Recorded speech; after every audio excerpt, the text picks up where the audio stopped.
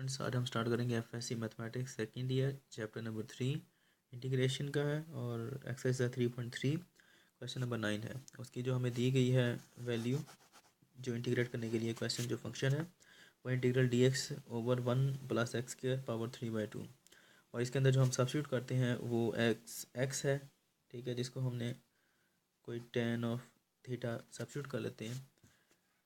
पहले क्वेश्चन में हमने ए रखा था साथ में, क्योंकि यहाँ पर ए आ रहा था, यहाँ पे 1 आ रहा है तो हम 1 रखेंगे। 1 आपको पता है मल्टीप्लाई करें तो उसको शो नहीं किया जाता। फिर अब इसको डिफ्रेंशिएट करते हैं। क्यों करते हैं? क्योंकि यहाँ हमें डी एक्स की वैल्यू चाहिए, इसलिए तो करते हैं। क्या आएगा? D x over d theta is equal to secant square theta.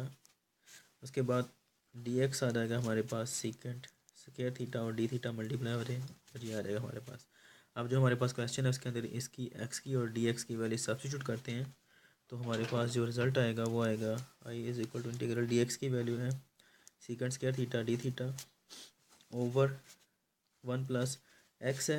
X की वैल्यू tan ऑफ थीटा, तो ये रख देते हैं। tan ऑफ थीटा का स्क्वायर आ जाएगा क्योंकि यहाँ पर एक्स का स्क्वायर है और इसकी होल पावर जो आती है वो 3/2 है कि जैसा कि क्वेश्चन के अंदर दी गई है। अब इसको फर्दर सॉल्व करते हैं तो हमारे पास क्या आएगा? Secant square theta d theta over 1 + tan square theta जो है ये हमें पता है, जो बेसिक फार्मूला है उनके मुताबिक ये सीकेंट स्क्वायर थीटा के बराबर आता है और ये पावर 3/2 एज इट इज़ आ जाएगी। अब ये पावर 2 और 2 कैंसिल आउट हो गई तो हमारे पास जो रिज़ल्ट आता है वो है secant square theta d theta over secant theta और ये क्यूब जो है साथ में ये आएगा। स्क्वायर पावर क्यूब से कट गई तो हमारे पास पीछे बचता है 1 over secant theta into D theta. इसका जो फार्मूला आता है हमारे पास 1 ओवर सीकेंट थीटा वो होता है cos of theta into D theta.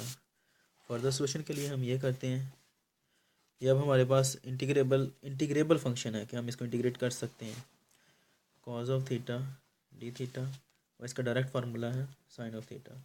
अब ये हमारा आंसर आ गया है, लेकिन वही मसला है कि ये वेरिएबल थीटा है जबकि हमें क्वेश्चन में एक्स दिया गया था। अब इसको कन्वर्ट करेंगे, लेकिन दूसरा प्रॉब्लम ये आता है कि ये साइन ऑफ थीटा है जबकि हमने जो सब्स्टिट्यूशन की है वो tan ऑफ थीटा के साथ की है। अब हमें इसको दोबारा फिर करना पड़ेगा, लेके जाना पड़ेगा tan ऑफ थीटा में। तो उसके लिए सिंपल है, साइन ऑफ थीटा को मल्टीप्लाई और डिवाइड कर दें कॉस ऑफ थीटा के साथ tan बनाने के लिए, plus C constant of integration. Sine over cos क्या होता है? tan of theta. अगर फिर कॉस ऑफ थीटा आ गया, इसको हमने दोबारा फिर tan में लेके जाना है तो हमें फिर इसका बेसिक फार्मूला पता है कि 1 ओवर सीकेंट थीटा जो होता है वो कॉस ऑफ थीटा होता है।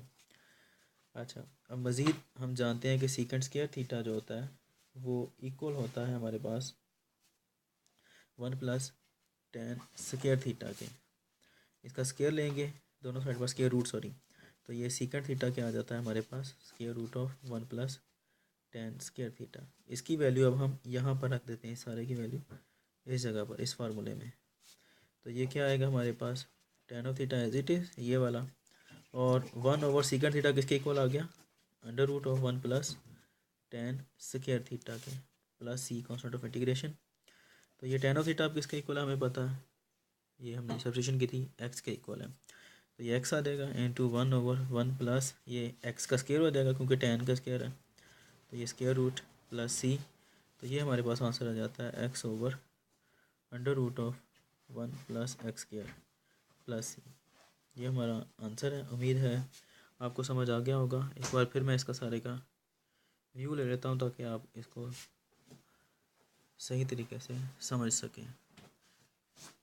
उम्मीद है आपको समझ आ गया होगा। अब इंशाल्लाह नेक्स्ट क्वेश्चन में मिलते हैं। मुझे दुआ में याद रखिएगा और अगर कोई भी क्वेश्चन हो तो कमेंट में आप पूछ सकते हैं। अल्लाह हाफिज़।